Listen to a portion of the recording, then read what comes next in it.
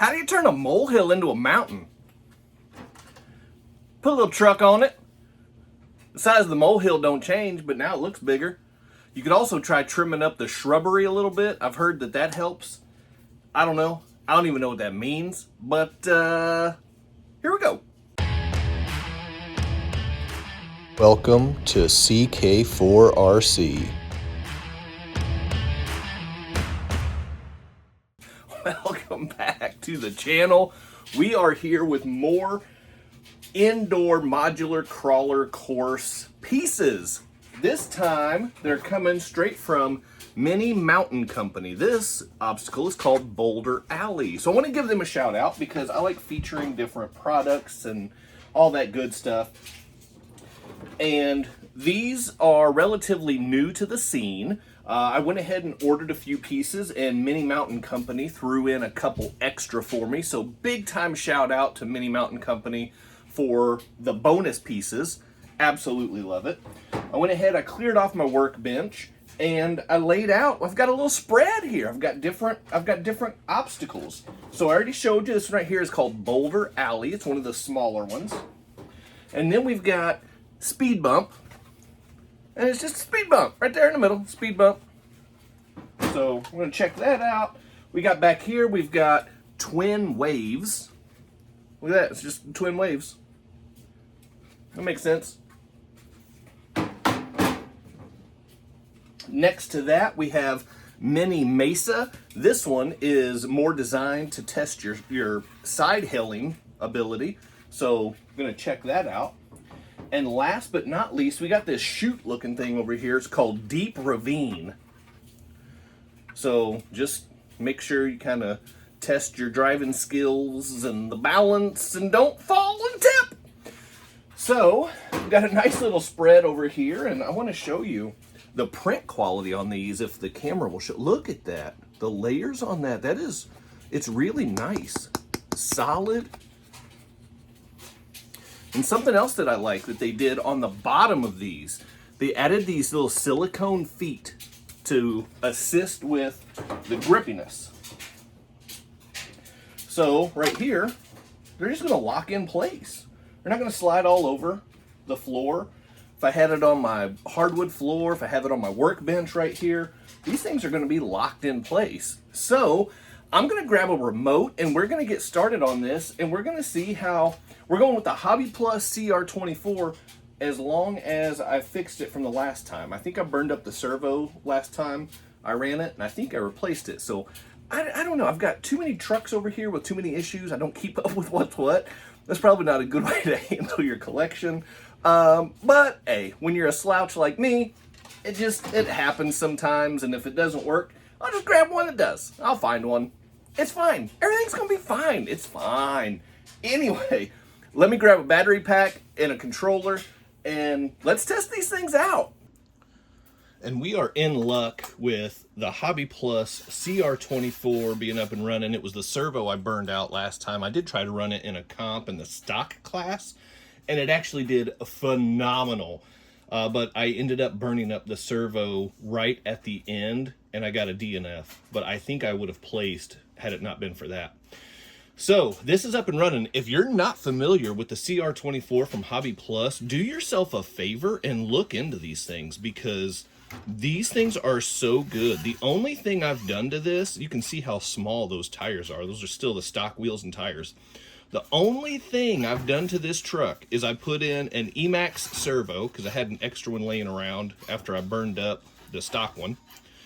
I took off, there's a metal outer roll cage.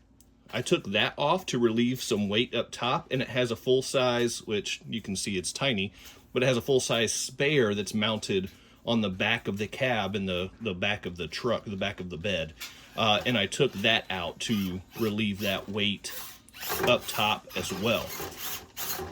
And just those simple little changes made such a big difference for this truck that was already a really good performer. Now I'm getting a little careless because I'm focused more on talking than driving right now, which is the curse of YouTubing while you're driving. Kids, don't YouTube and drive. You know what I mean? Now, this is going to be a challenge because of this really small, short ground clearance. But look at the CR24. Just handle the, I think it's called the Twin Wave. It really is just such a good truck. So now we're going to come over here. We're going to check the side hilling ability on the Mini Mesa. And look at it go. Are you not entertained? Are you not impressed? Because if you're not, well, you might be a liar. Or maybe you're just not paying attention. So I'm going to see what I can do here with the, is this called the Twin Canyon or the Deep Chasm? I don't remember what this obstacle is called. But I'm running the CR24 right through it. That was fun. I did like that one. It is fairly simple. I mean, you just have to go straight. But it is a little bit, you do have to pay attention. Because your rig will shift. That is really cool. That's such a cool obstacle. Honestly, I didn't know what to expect from this thing over here. But that is really cool. I like that a lot. So let's go ahead, let's reverse course, and let's see how the CR24 handles things in reverse. I fell off the Mini Mesa already, but that's all right. Just a little, just a little jockeying for position. There we go.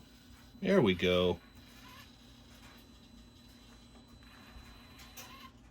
Wow, look at the CR24 handling business. But this obstacle is pushing it to its side hill limits. Man, there's no foams in those wheels. You can see them deforming, maybe. Hopefully you can. But they're just squishing and deforming. Now this front bumper on here does not do me any favors because it does tend to get caught up. I could remove it, but it does have the front headlights in there. And I don't really want to lose the headlights. I'm really not a big guy on lighting on trucks. Like as far as like WL Toys with all of their extra lighting and stuff like that. But I do like headlights and taillights. Now something I don't like at all, is when there's turn signals. Don't give me an RC ever with turn signals. Don't want it. Because when am I ever changing lanes in an RC or turning left against the traffic pattern, the flow of traffic? Never. So I don't need turn signals. I barely use them in real life as it is. I'm just kidding. I'm not one of those people. I use my turn signal. But I don't need it on my RC. This is so much fun. This is so cool. And I'm so glad I got the CR24 out to experiment with this.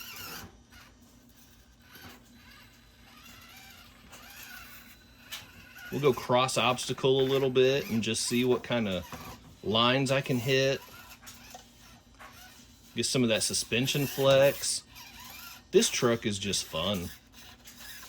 And these obstacles, this little modular course here, and you can order, they have different pieces. You can order as many or as few as you want. It really is well done, and it's a lot of fun. The test here is trying not to fall off my workbench.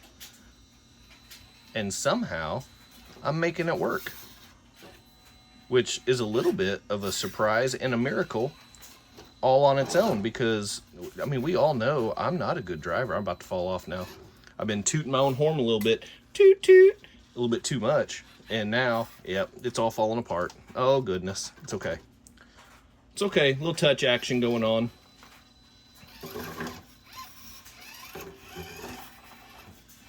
Get some more flex over here on the speed bump. I think that's what they called this one.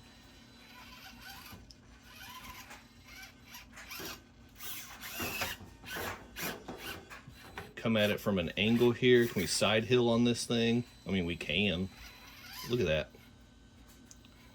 That's good. That's just fun. That's just good, clean fun. That's all I'm talking about here. So if you are looking to stock up on some indoor obstacles, you don't have the time or the patience or the craftsmanship to make your own, which, by the way, I'll be doing that this winter as well, and doing a couple videos on how to do that. But if you just want something that you can just throw down on the floor and crawl on, how about that? That was pretty impressive, huh? These things are a great option.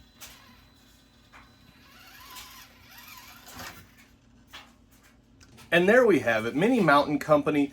Great job with your obstacles. These things are fantastic.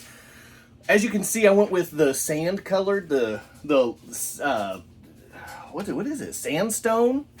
Let's go with sandstone colored CK4RC shirt from Only RCs. Go to onlyrcs.com. Get your stuff. Use my discount code down in the description. Save the money. You know how that works. I'm not even going to go into the spiel at this point because you already know. Now, with these obstacles, I do have some thoughts, Mini Mountain Company. If you're open and interested in some critique, here we go. My biggest complaint with these, and I only have one, maybe two. My biggest complaint is that they're not square. So if I'm trying to lay out an obstacle and I want to like shift things up a little bit, I can't get things to go like side by side. They don't lock in together. They don't interconnect. They don't, like, if I have one up and down and the other one long ways, they don't, there's just, my OCD and the lack of symmetry does not like this.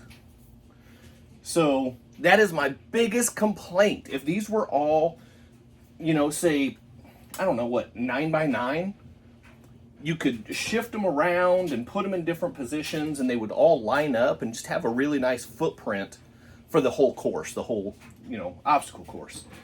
Unfortunately, these are oblonged, and so they just don't work that way. Really minor, because who cares if there's a little gap?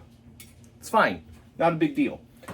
That is just my personal preference. The other drawback that I can see with these already, since I took them out of the box, is storage. These don't collapse, which is one of the big perks of the modular obstacles, such as, you know, the crawler tracks, where you can take them apart, store them flat, and it just makes that part really easy. With these being 3D printed, this is the size and the shape that they're going to be. So making storage for this, you know, they just, because they're not the same obstacle, they don't always want to stack nicely, and then you got to try to get stuff, I don't know, that's about as good as that would get, I guess. So, yeah, I mean, looks a little precarious, but, you know, depending on your space situation, maybe it doesn't matter. But if you need to store them when you're not using them, that's one of the bigger drawbacks. Those two cons, it's really the only two things I can think of about these obstacles in particular that I would like to see something a little modified. But that's just my thoughts. Anyway, still great designs, great obstacles, a lot of fun. So, Mini Mountain Company, check them out if you haven't yet. Really good stuff. Thanks again for the extra obstacles. Love them. Absolutely going to be putting them to use over the course of the winter. You guys will see them popping up on the channel with shorts and stuff like that as I test out different rigs and put them through the paces and whatnot. So that's it for this one. Hit that quadfecta before you go. Like, subscribe, comment, share. Keep doing RC stuff, and I'll see you next time.